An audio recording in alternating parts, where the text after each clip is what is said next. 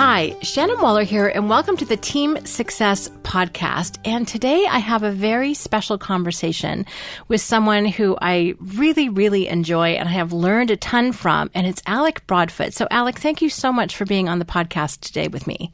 Oh, it's great to be here. Thank you. Thank you. So Alec is a client of Strategic Coach, which is awesome.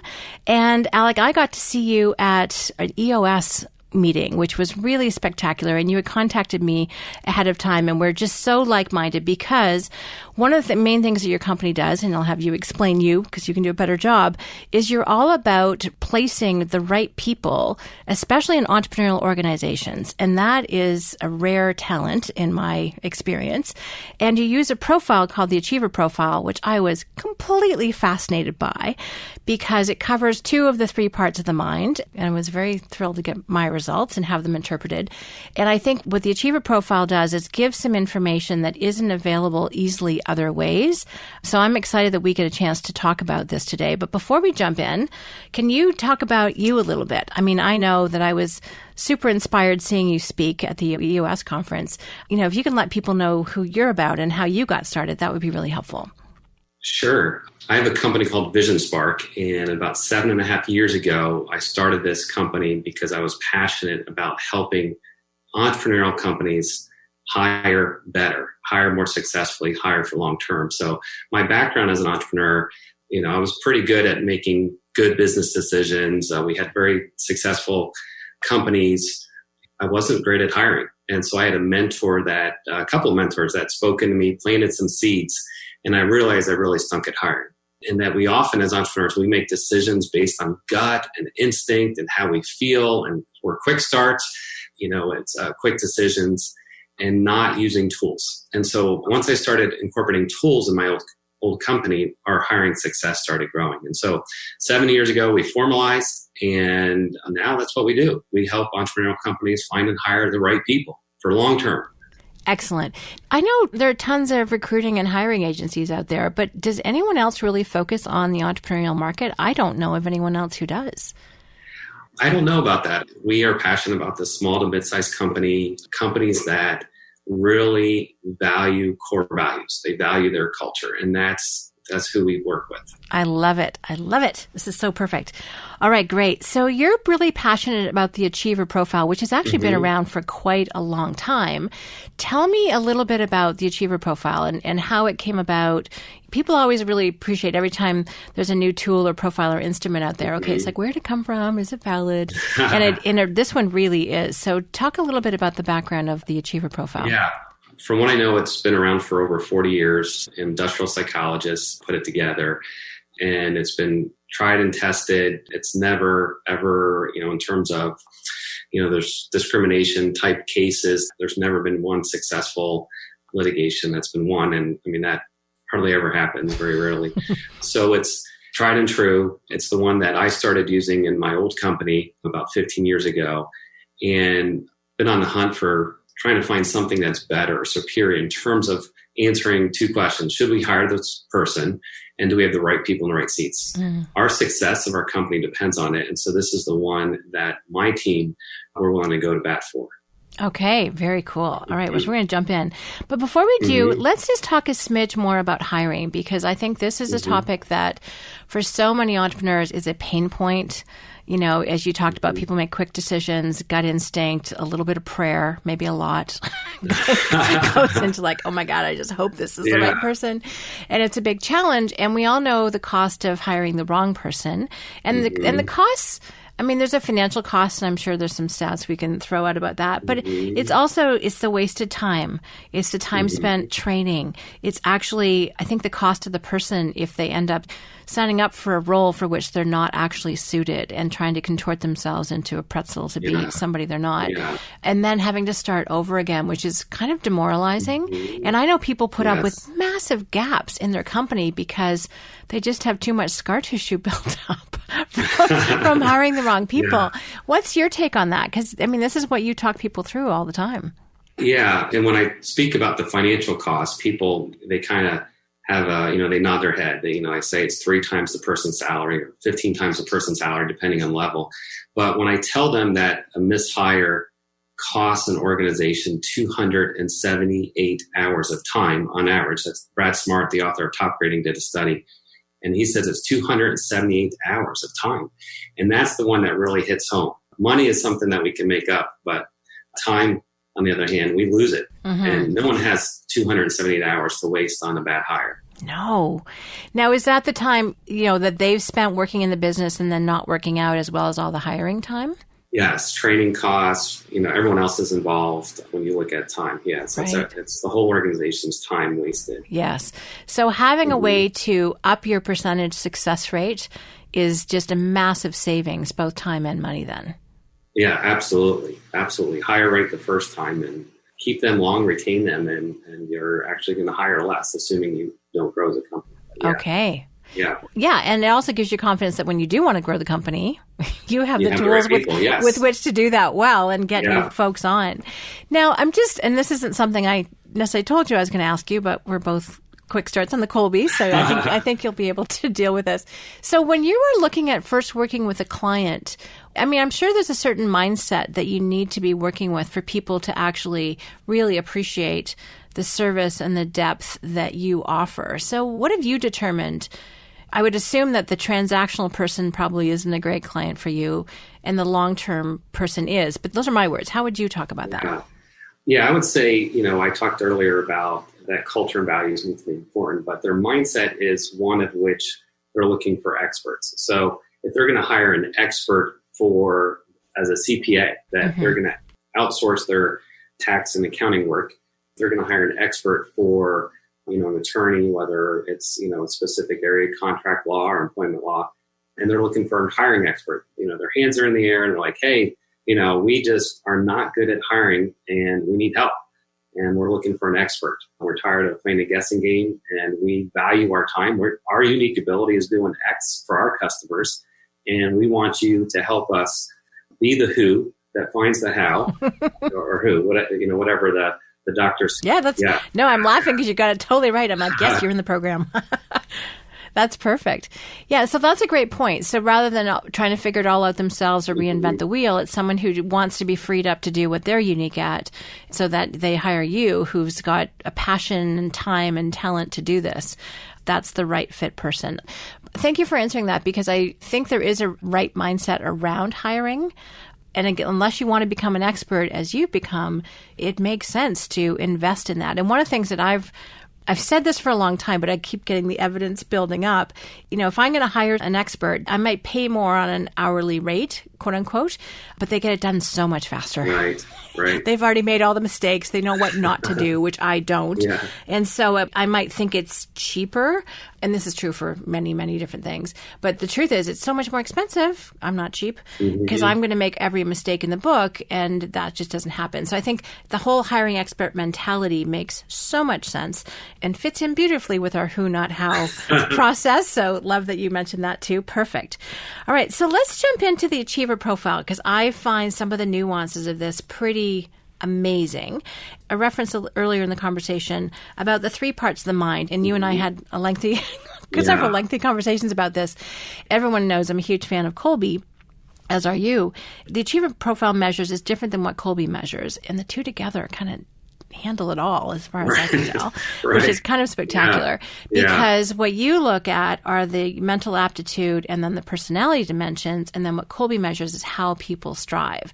So, in terms of getting the full picture on someone, achiever profile handles 2 of the complex things that you normally have to go to several different indexes to do. And the way that you measure them, to my mind, is quite unique. And so I can't wait to do a dive in. And by the way, as you're listening to this, there are a lot of different dimensions. We're not going to go through them all in depth because that would take more than our time today. But my point here is to draw out some of the key ones and to illustrate how it works. And one of the things that's really special also about the achiever profile is it gives you a range for what you're looking for, which is, I think, a key part of hiring. And this is where some of the wisdom and expertise comes in. A salesperson, they need to be strong in these areas. An executive assistant, this, a customer service person, that. One of the things that I loved after looking at mine, because I'm extreme in most profiles, including the achiever profile, is that, Cara told me, you need to work entrepreneurially. you would not fit well into a large bureaucracy in terms of a lot of how I show up in terms of personality. I'm like, check, correct. So it certainly validated my own experience. So those are some of the things I want to talk about, which I think are super important. But that's me talking about your area of expertise. So how do you set up or introduce the Achiever Profile to get people a little bit more familiar with it? Yeah, well, for folks that are in strategic coach, I love the illustration that when I was in the session about the unique ability, we talk about the achiever, and there is that graph, the pie chart, which really shows the three parts, the cognitive, the personality, and cognitive, the instinctive. So I think that's a great image, especially for a coach saying, hey, we're gonna measure these other two. The mental aptitudes are super important. Oftentimes, I see this all the time. Entrepreneurs will hire for someone that has great core values. They may have a good Kolbe score, but where they fall short is the mental aptitudes. I can give an example or two here if that would be helpful. So one example is we had a client who sent us 3 candidates for a controller position, someone who oversees the accounting function in this mid-sized company.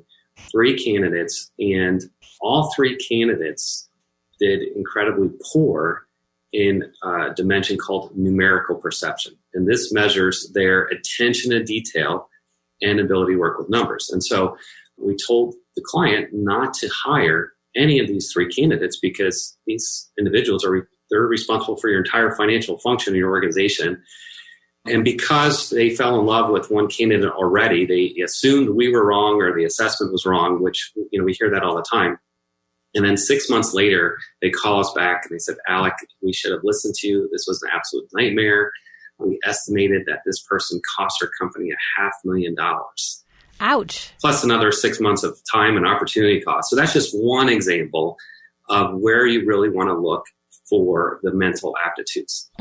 Another example the achiever has is something called mental acuity. And individuals who score high in mental acuity are really good at problem solving, critical thinking, reasoning. We had a client on the East Coast and he said, Alec, in my leadership team, when we have a problem we want to solve, they all just look at me for ideas. None of them can come up with new ideas. So we assessed a couple of the leadership team members and they all had low mental acuity. And so he wasn't going to get new ideas presented or problem solved by the leadership team. All right. So one of the distinctions, and I remember asking you this several times, it's mental acuity, and this is one of the dimensions of mental aptitude. It's not the only one, everyone, as you're listening, but it's not exactly the same as IQ, which I find kind of fascinating because IQ profiles are out there, and there's some good ones. But this is actually a different dimension. So can you articulate that? Because I found that A, mind-bending, and 2, fascinating. As I was thinking about, how do I understand this? So the way we describe it is someone's learning speed. So if you take a gallon of water and you put that gallon in a bucket, you can pour the water out of that bucket much quicker than if it was, let's say, a gallon of water in a bottle, right? There's a smaller opening. And so it's just someone's learning speed in terms of how they can learn conceptually, where someone with low to mid mental acuity does learning by doing. They're more hands-on. They have to touch it. So, and then someone who's got a lower mental acuity, it's not necessarily a bad thing. If they're doing a repetitive job, the same thing every day, you probably don't want someone with a very high mental acuity because they would get bored very quickly. Right. Okay. So, the boredom factor is key. And just to talk a little bit more about this, I was actually slow to the party. My mental acuity score is okay, everybody, just so you know. It's a good score. Yeah. Alec has mine in front of him, I think. I was actually slow to really appreciate. I kind of thought naively, very naively, that everyone was kind of the same. So at Kolbe, in our hiring process, we hire for Kolbe first. So does someone have the right striving instincts? We also do personality. So, DISC and StrengthsFinder are 2 things for that. Although we use StrengthsFinder after someone's hired because that's when it's legal to do that. And we weren't using any kind of, we didn't know about Achiever back then. But what's interesting is we had someone in a role working very closely with Babs and Dan, who are both incredibly sharp individuals. And the person wasn't successful in the role. And then finally, I'm like, oh my gosh, they have the right Colby for the role. They have the right personality for the role. At that point, if it's not working out, there's only one thing left. I was like, oh, duh, moment. So I was slow to really appreciate that mental aptitude, speed, mental horsepower is another term which I enjoy, just someone's capacity. And the fact that you actually break it down into 6 different dimensions is pretty fascinating. So can we just go through the 6 so that people know? Sure. We're not going to go into detail with all of them, but so people know what is important. And then also you give, I think, ranges for what you need in a particular role, which is, again, a whole other dimension, which is hard to get at. So what are the different 6? Yeah, so the 6 dimensions in the mental aptitudes are mental acuity, business terms, memory recall, vocabulary, numerical perception, and mechanical interest. And we can talk about ourselves here. So my mental acuity was good. It's a scale of 1 to 9. I was tops on memory recall, which just about, you could have knocked me over with a feather on that one. And vocabulary, that one didn't surprise me. My mom taught me to read when I was 3, so I hope it built up over time. And then I'm much more your big picture person and imprecise with numerical perception, so my score is a 3. Don't put me in charge of accounting. And even though I'm, in terms of the Colby striving instincts, I'm a 5 in implementer, my mechanical interest, I'm a 2, so I'm indifferent. And fortunately, that's what's required. I don't require that for my role. Right. Demonstrating with a baton is about as far as I go. So it's interesting, like even, consider myself successful, intelligent individual. My scores were all over the map on the different dimensions. And it doesn't really matter if you get it. It's a range. So slow to learn, fast to learn, uninformed, knowledgeable, unaware, aware. It's on a continuum. So a low score isn't necessarily bad. It's more, does it fit for the role? So I found that fascinating just to see the widespread in the different areas for mental aptitudes in my profile. Now, Alec, any insights from looking at your own? Was it true when you did your first profile for yourself? Yeah. One thing, I actually took the Achiever a couple times, and the first time I took it, I was under a tremendous amount of stress, and I was in a really bad situation, and it impacted my scores. And then a few years later, when that situation changed, my scores actually improved, which doesn't happen for everybody, but that's how much stress impacted my mental acuity score by 3 points. So that was super insightful. You tend to be in that fight or flight mode when you're stressed. And so that was something I learned. So yeah. And I think that's true. I mean, the mental acuity you have available to you under stress is different than what you have when you're relaxed and at peace and calm. So that makes, I appreciate that. That's awesome. So anything else about mental aptitudes before we jump into personality dimensions? Because I, again, find all of it really interesting. Yeah. You mentioned a few minutes ago about capacity. And I think strategic coach, entrepreneurs, and companies running on EOS, Gino Wickman talks about hiring for core values and hiring for get it, want it capacity. And what I've seen is companies can actually really improve in their hiring success by hiring for that capacity dimension. That's what makes or breaks someone long term. So just wanted to share that. And I could not agree more, because I work with so many entrepreneurs who are incredibly, I haven't measured their mental acuity score yet, but it's obviously off the charts. They're so fast to learn and so fast to integrate new information. And they get more than frustrated, that's the nice word for it, with people who can't keep pace. So I talk a lot about that. And now there's actually a tool, an instrument, which is very helpful. And I think really appreciating how you, as an individual, what your mental acuity is, and then making sure that at least the close team around you with whom you need to get stuff done. Right. Again, the polite term for it. Yeah. If you're an entrepreneur and your assistant has a much different mental acuity than you do, it's going to be a problem. Yeah, I find it quite entertaining that Nicole's is one higher than mine. I know she's looking way farther out ahead of me. So that's actually, even surrounding yourself with people who are even quicker than you is actually a way to support your own. So absolutely. I think that's kind of the goal. Part of what I really appreciate about this, Alec, is that it gives measurement, it gives language to something that people feel and experience, but have got, and mostly in a form of frustration, but actually gives them a tool to measure it and therefore to make some objective changes. So I think that's brilliant. I really love that part of it. And that's one of my very favorite parts of the profile. All right, so let's jump into personality. And there's a cajillion personality inventories out there. But I like this one because this one, certainly you want to score higher on most of the mental aptitudes. But the personality dimensions are, in fact, a continuum, to be accurate about that. Yes. Correct me if I'm wrong as I'm talking about this. That's very true. And again, the ranges are quite entertaining. So you can really see where you fit or where someone else fits in a particular role. So introduce us to the personality dimensions that the achiever profile covers, because there's, again, lots of things out there. And so how would people distinguish this rather than something else? Yeah, so it's nice, like you said, what's about it is that it's a continuum. And so it's not one of 16 personalities or one of 4 personalities. It's a dimension of, it's a spectrum, I should say. So, energy is the first one on there. And it's not like you're someone that has energy or don't. It's on a 1 to 9 spectrum. Yeah. And the range in the continuum is restless to calm. Mm-hmm. I am on the extreme restless side. I'm a 1. So a low score is not bad in this one. It just shows you what arm you're at. But I have like all these 1s here. It's pretty funny. So calm is the opposite to how, I am, which is fun. So let's go through what they are just so that people can get a real sense of it. So energy is number 1. Do you want to keep going? And flexibility, organization, communication, which is someone's communication style, not their ability, emotional development, assertiveness, competitiveness, mental toughness, questioning and probing, and motivation. Mm-hmm.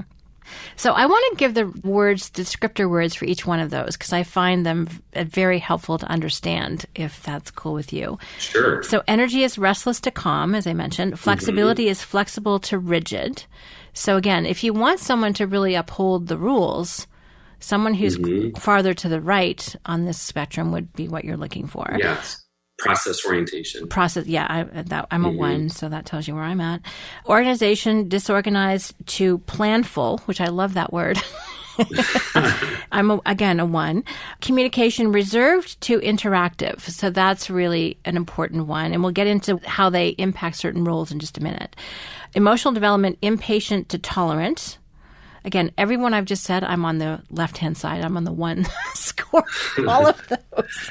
So I'm restless, flexible, disorganized, reserved, and impatient, which is all true. Assertiveness, cooperative to authoritative. Competitiveness is team player to individualist. Mental toughness, sensitive. I'm sensitive. To tough. Questioning, probing, trusting to skeptical. Motivation, security to recognition. So again, what someone wants, which by the way, when you know how to reward someone based on this, really important. Absolutely. So I find, again, this spectrum, this continuum, very, very interesting. But let's talk about how it plays into certain roles. Sure. Because I think that's where the relevance is really going to hit for a lot of folks. So again, I'm going to pepper you with a million questions, Alec. So if you're looking for someone, if entrepreneur, senior team leader looking to hire someone and they want to hire someone in a sales role, what are the key dimensions that are super important that the achiever profile that makes for a successful salesperson, even though they may show up wonderfully, they may sell beautifully in the interview, they're smart, they've got 15 years of history, but if certain things don't show up in the achiever profile, you'd recommend not to hire them. So what do you look for sales? Yeah. So let's assume they're outside sales, not inside sales, but let's assume they're an outside sales individual. So we would want their energy score, you'd want them to be a little bit more on the restless side, because if they are too calm, they're going to stay behind their desk and not visit customers. So that's an important component. You do want them to have a middle of the road flexibility score, which would be their orientation towards process, somewhat a middle to low organization score, which would allow them to kind of think on their feet. If they're too planful and someone poses a question to them and it didn't fit their plan, they may have trouble. And then we'll jump down to competitiveness. So you would want them to be on that competitive side. It's a 1 to 9 scale. And so you'd want them to be a 7, 8, or 9. They're more I-driven than team-driven. And that's why, Shannon, you're all about the team and your passion's team success. And so we would want salespeople to be high there. Not that. And then the last one would be motivation. So you would want to see a very high motivation score, a 7, 8, or 9, that they respond to incentives, rewards, and recognition. Got it. Now, what about also mental toughness and competitiveness? Are those other 2 scores that are important for sales? Yeah. So mental toughness, we kind of say that someone's thickness of their skin. And so someone who's a 1 or 2 in sensitivity would not do well in the smile and dial, cold calling type sale. They would get very discouraged from, 99% of the people that turn them down. So you'd want someone who has really thick skin. They don't really care. They're happy with 1 sale out of 99, where individuals who are more sensitive in nature in sales can be very successful when it's like solutions-based selling. It's very, the one customer means a lot to the organization. So the salesperson will really understand and empathize what the needs of the customer are, and then they'll go to bat to make sure their company delivers. Or if they're trying to come up with a solution, they'll understand that solution better. So that's where someone with a lower sensitivity can succeed in sales. Part of why I love this conversation is I started off as strategic coach in 1991 in sales. I'd done retail sales earlier in my career, so I had done sales, and I was not your typical salesperson. But it also explains why I was, in our terminology, excellent, but not unique. And after doing it for 3 years and a bit, I was like, okay, my brain's going to rust.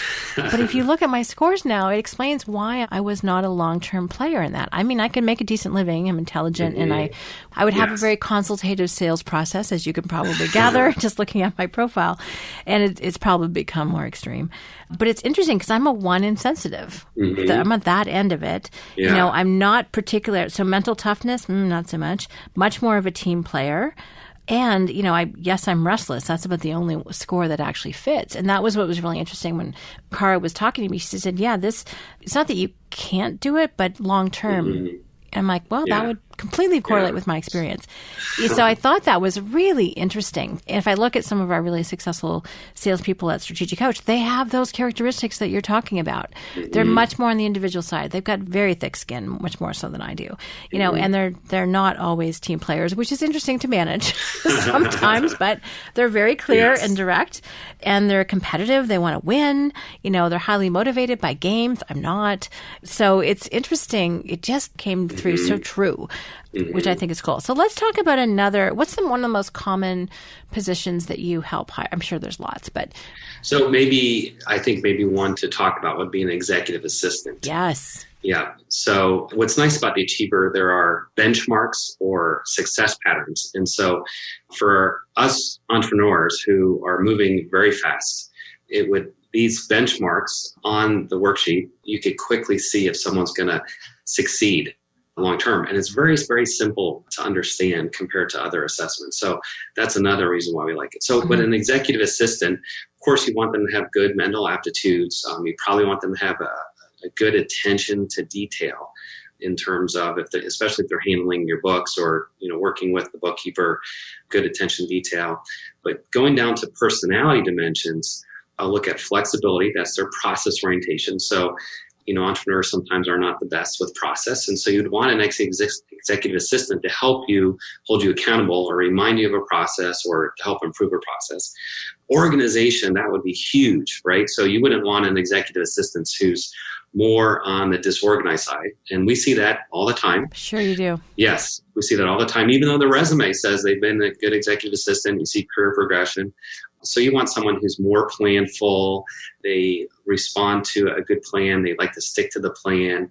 They're long-term oriented. And so for myself, saying, hey, I got to get Joe on the calendar next week, and your executive assistant would already know that. He or she would say, hey, well, next week you have a really full week. Did you remember this? 3 weeks is probably pretty good. So they're more long-term oriented, and they kind of go to bat for you in terms of your workload. So if they're more long-term oriented, that'll help you succeed long-term. And then a couple other dimensions. You'd want them to be low in assertiveness. You want them to be more cooperative, low in competitiveness, which means you want them to be more of a team player. And then probably a little bit more on the sensitive side where they're empathetic, responsive to what you're looking for. So those would be the ones I would look for an executive assistant. So I find that also interesting, and this is where your consultation is really helpful. You almost direct based on the role which ones to, I mean, each one has that, I like that success pattern that you talk about, but you can say these are the particular characteristics that are almost weighted more strongly for that particular role. Yeah, so this, absolutely. of these ones, these are the critical ones to make sure you hit in the range. You might be a little bit more negotiable on some of the other ones because these are standardized ranges. That's hugely valuable. Yeah, absolutely. And when someone tries to go against it, you've got stories to tell about bad idea. That doesn't work. Yeah, there's a couple, like you don't even want to try to hire with that one out of the benchmarks. Yeah. And again, this is why I think, everyone, we talk about the resume and there's a love-hate relationship with resumes and are they true or not? But even if they're true, I think the whole point here, or at least one of the key points for me, is that people can have tons of years of experience. And this is where we have such an emphasis in our world, in our business world, in North America especially, about the cognitive.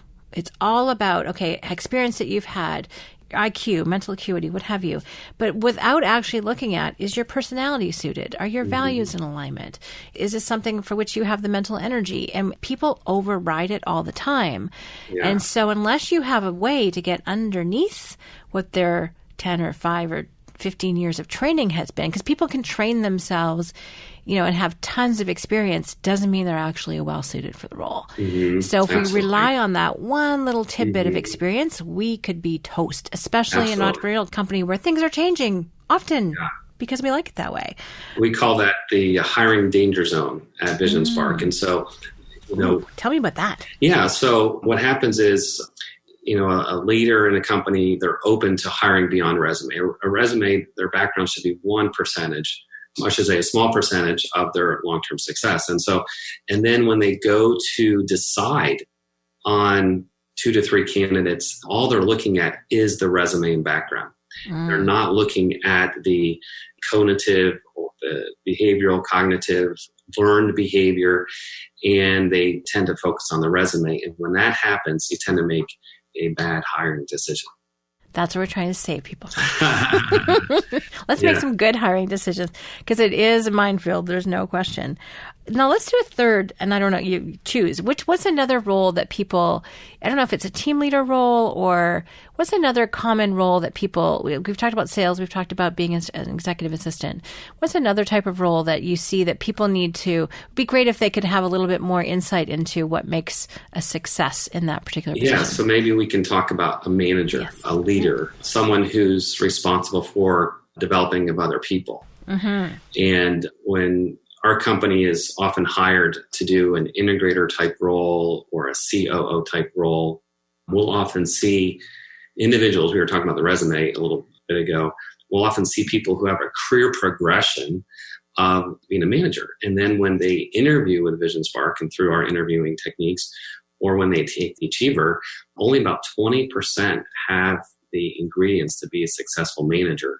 And so the two that we see, the two dimensions that we see would be flexibility and organization. And so someone who's going to succeed as a manager long term, you would want them to have some sort of process orientation, which oftentimes they don't score there. And then organization, you want them to have a long-term, you're laughing, Shannon. I'm laughing because I'm looking at mine going, I have neither of those, which explains why I managed and not the other way around. So that's why I'm laughing as you're talking. I'm like, no. Yeah. That's fascinating. Yeah, you'd want to see those organization skills. And then on the other side, oftentimes we see individuals who, they're really thick-skinned, they really take charge, my way or the highway. And they would not succeed in terms of coaching and developing. We call that the dead body effect, where they would walk in and they would hurt people, not even know about it. It's my way or the highway, and they leave and they're not sensitive to know that they impacted the organization. So with the Achiever, you really want to see a lot of the middle dimensions for the personality dimensions. Oh, this is so fun. Now I want to know everybody's. So let's talk about entrepreneurs for a moment, visionaries. I mean, one of the things, if I'm going to hire someone, I kind of want to contrast them to me a little bit and see where we're similar or different, which is when we were working, that's what we wanted to do. And that's what Cara told me. So whether I'm not sure she was flattering me or not, but what do you tend to see when you actually have the owners, founders, visionaries do? What patterns emerge? Yeah. We usually see oftentimes visionaries and entrepreneurs, they score high in mental acuity, so they learn pretty quickly. So they have good mental aptitudes. Those are some of the patterns we see. From a personality standpoint, we'll often see entrepreneurs, they have a lower energy score, which means someone who's a little bit more restless. So they wouldn't, if I said to an entrepreneur, hey, you're going to be an accountant for accounting season, you're going to be behind your desk 15 hours a day, 3 months straight, they would go crazy because their energy score is, they got that internal engine that's going. We also see them being maybe a little bit less organized. They tend to, the delegation tools that Strategic Coach talks about, sometimes they just kind of say, hey, take care of this and move on, and don't really communicate that. And that's a lot to do with their energy and that's organization. The drive-by delegation. Yeah, yes. Drive-by delegation, right. We often see entrepreneurs, they're a little bit more on the sensitive side. And it's really good because they see the needs in the marketplace. They're there to be a hero, to create value for their customers. And if they weren't sensitive, they probably wouldn't see areas where to create value. And then the last thing we see is motivation. So they are off the charts in motivation. And oftentimes, we'll see a score of a 9, which is the highest in motivation. That will overcome a lot of personality dimensions that are not necessarily good ones to have for a leader. But that motivation is just, that high mental aptitudes and a good motivation score overcomes any of the ones that aren't that strong. That's fascinating. And I'm sure it kind of be, if you were, doing a corporate, much more bureaucratic type person, it would probably be the opposite. That's right. Yes. Which is why it's like oil and water. So I love that. So this is so interesting. Now, the last part of the and I'm looking at the overview page, which I find very helpful, which is page 6, if anyone has one. What I also really appreciate is there is a measure for every person who answers it in terms of distortion and equivocation, if I'm saying that correctly. So you almost do a check and balance to make sure that the results are accurate every time. Can you talk about that? Because I think that's a very reassuring part to have in any index. Yeah. Just from a high level standpoint, there are questions in the assessment built in to measure someone's mindset when they're taking the assessment. And are they trying to game the system? And so, salespeople will often what we call distort, which means they are trying to be someone who they're not. And so there's some questions built in there. And so we'll know if the scores are indeed valid based on their distortion score. That's very cool. You have to choose. It makes you choose, which is challenging sometimes. Yeah. Okay, fantastic. So, looking at the mental aptitudes, looking at the personality dimensions, and again, those success patterns that are identified. And every company, I'm sure, has a slight tolerance level that might be a smidge different. But it gives you that amazing game plan to really be able to assess, how other people have been successful in this role, and they've had these particular scores on the achiever profile. So it gives you a lot of information in a short period of time. And as you said, it's very easy to understand, even though there's multiple dimensions. I mean, the interpretations for each role, I think your insight in that is something I don't know how to duplicate when I don't want to. But you can get a quick read, really, pretty easily, which is unusual. Yeah. It doesn't require, I know some profiles shall remain unnamed. In order to actually be given interpretation, you have to have a master's in psychology, which I appreciate that this is a lot more user-friendly for that. Yeah. Yeah. So, and what's also nice about the Achiever assessment here at Vision Spark is that there are interview questions. So when someone scores outside of the bracket success pattern, the report gives you interview questions. And so it'll allow you to probe further if someone's out there. So that's something that's really cool. And our clients say they feel like they're hiring experts because they have these interview questions they didn't normally have. I wasn't even focusing on that part of the profile. You're totally right. I'm like, oh yes, they're all here. Yeah. I was too busy trying to understand myself and the other people I know that did it. So that's perfect. So yes, it really does give you that kind of leg up. And again, I love that those two dimensions are integrated in the profile. So, this is one of your main methodologies or ways of doing things. But you also, you coach people through the whole hiring process, and then you are the hiring expert for folks. What do you see, when people really up their game in terms of hiring, what do you see as possible when people make good use of instruments like this and, take advantage of expertise? Just talk about some of your clients and the difference it's made having this confidence and ability to hire better people. Yeah. It's wonderful, the ripple effects of one key hire, how they can make an organization. So, we have a client in the Carolinas who, because they now have someone who can help run their business, it's a husband and wife team. They're now traveling multiple times in a year. We have other companies, the clients now, instead of them working 100 hours a week, they can relax and they're working a 35 to 40 hour a week schedule. You see morale improve, productivity improve, customer satisfaction improve, all from having a superstar team. Now, one of the big common complaints I hear is that there's no good people out there. And we do have a really tight hiring market at the moment. Right. How do you find people to even go through this process with? Yeah. We have our intellectual property, but I will just say, number one, advertise your core values and your culture. That people really want to work for a company that has a great culture. So that's super important. The second thing is, I'll use this example, but companies will spend a good amount of their overall budget on sales and marketing. It could be 50% of budget, 20%, a good amount on selling their product or services. But when it comes to attracting the right people, it may be under 1%.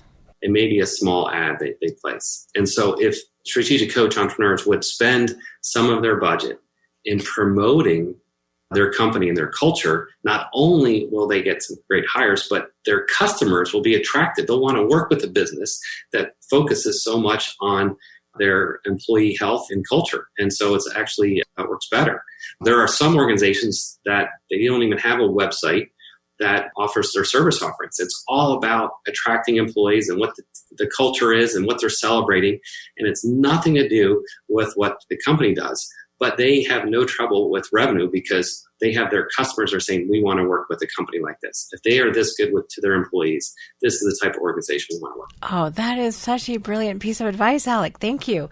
I actually think you can get an unfair advantage by doing exactly as you said, because people are hungry to work for, you read all the millennial studies and they want to work for a company that is having a positive impact, that is making a difference in the world, that is making a contribution. They want to work for a purpose-driven company, which is what your core values does, and which is something we're super strong on, as is EOS. One of my favorite business examples from a decade ago is Zappos and Tony Hsieh, and that's a perfect example of what you're talking about. They advertise their core values all over the place, and people love doing business with a company like that. So I actually think people will come out of the woodwork to find you.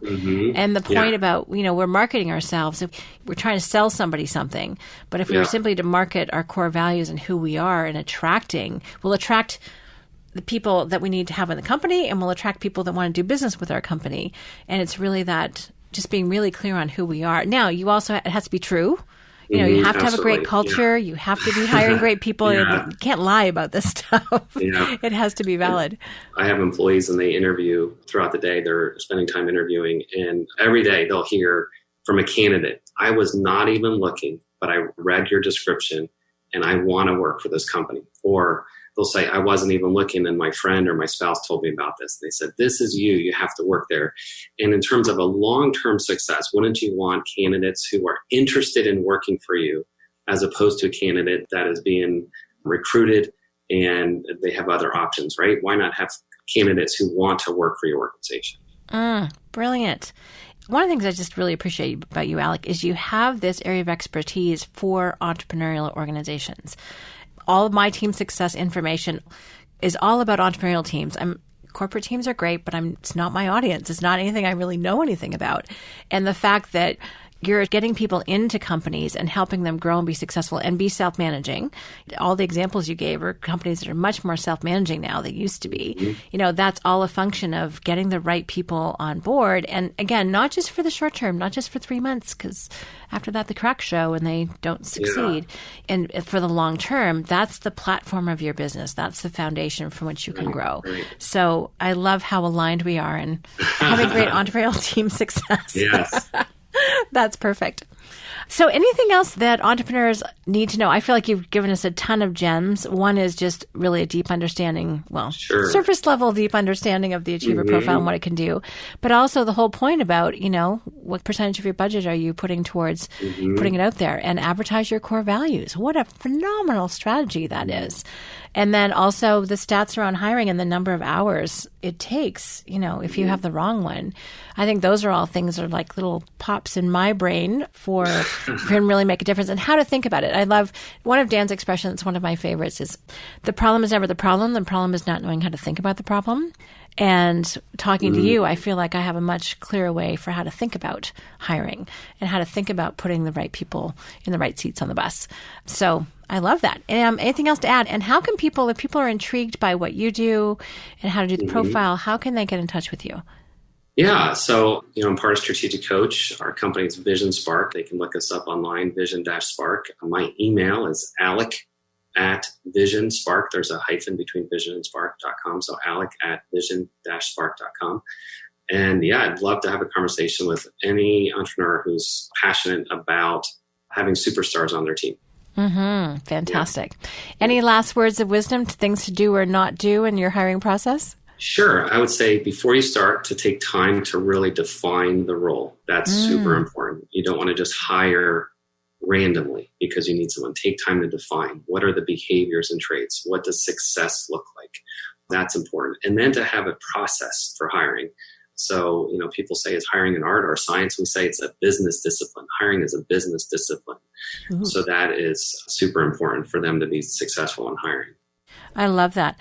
One of the ways that I've coached people that I think I would love to get your feedback on it. One of the simple ways to do it, if you want to at least kind of get thoughts out of your mind, is to do an impact filter. So if someone in coach is familiar with it, or if you're not in coach yet, our Extraordinary Impact Filter book actually outlines what this process is, but it really helps you figure out the purpose, importance, and ideal outcome. In this case, you do it of the role. Your best case scenario, if it works really, really well, or if you've had a superstar in the role, they've given you actually a success story. Your worst case scenario, if someone's a disaster in the role, like if you're hiring for customer service and they manage to tick off all the clients, never get back to them, actually make them mad, and people withdraw all their business, that would be the worst case scenario. And your success criteria are those things to ensure the best result and prevent the worst. So they have to be this, and this. I mean, obviously, if they're going to post a role, they're going to need a little bit more detail. But is that if someone sent you that and said, hey, I'm looking for someone like this, would that be enough information, would give you a platform to start from? Yeah, the impact filter is an incredible tool, and that would be a great way to start in defining the position. Most likely, they'll put some of the key success metrics of what the person needs to do to be successful and how they'll hold them accountable. I think that would be really good. And I would probably get that impact filter and say, hey, now let's focus on the values, traits, and behaviors. Nice. Right? So what kind of communicator do they want them to be? What kind of leader? What are the core values that is in your company that you would want them to have? So that would be something, Jim Collins, first start with the who, then the what. And so, you want to hire for the who. So that would be something you would want to include in the impact filter. Perfect. Thank you. That's awesome. Love that. And then the fact that hiring is not an art or a science, but a business discipline. Yes. Yes. There's a process to this, everybody. Yeah, absolutely. Which is why you probably want to get some of your process people on it. We actually have 2 full-time recruiting people. That's what they do, which is amazing. And, I just love talking to people, interviewing them on the phone. I'm like, good for you, because no thank you. That would be the last thing on my list. Yeah. So people, you're talented at it. We have processes for ourselves, but it is a discipline. Mm-hmm. And I certainly know that hiring the right people makes all the difference in the world. Mm-hmm. And if someone's built up scar tissue, if you've, as I talk about, kissed a few too many frogs, without any prince or princesses at the end. I think really hiring a hiring expert would be step one. Using instruments in profile, especially like the Achiever, and we're both fans of Colby. You can shortcut so many mistakes in hiring the wrong people, which is a massive problem. I think just by taking advantage of some of the incredible resources that are out there. So, Alec, thank you so much for sharing your expertise. And I love that you love to do something I don't. I always love when I find who's who love to do the stuff I don't. And thank you for making your expertise available. And how to think about this to me is really fascinating. And I really just appreciate the depth you've gone into with the Achiever profile, because it, again, does something that some other profiles I've seen don't do. So I really appreciate me even learning more and just sharing this with people who I know will go, oh my gosh, this is what I've been looking for, or this is how I need to think about something. I'm sure lots of insights will come for people as a result of this. So thank you so much for sharing your time and expertise. You. Really appreciate it. Thank you. All right. Awesome. Thanks, everyone, for listening. I hope you've gotten a lot out of this conversation with Alec about Vision Spark and about hiring and about the Achiever profile. If you have any questions or comments, please let me know at questions@strategiccoach.com. And as always, here's to your team success. The Team Success video series is a brand new online learning platform to give your team the tools to thrive in an entrepreneurial business. Whether you have 5 team members or 500, Shannon Waller provides expert strategies for confidence, harmony, and success. You're just one click away at teamsuccessvideoseries.com.